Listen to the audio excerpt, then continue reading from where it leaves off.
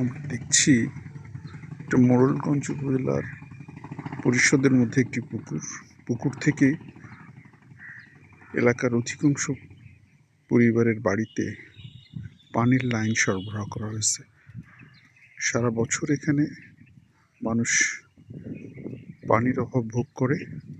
নদীর পানিতে প্রচুর লবণাক্ত পানি, পুকুরের পানি তাদেরকে অধিকাংশ কাজে ব্যবহার করতে হয়। সেই জন্য পাইপ লাইন এবং মোটরের মাধ্যমে এখান থেকে এই পুকুর থেকে পানি গৃহস্থলীর কাজে, অনেক ক্ষেত্রে খাবারের কাজেও ব্যবহার করা হয়।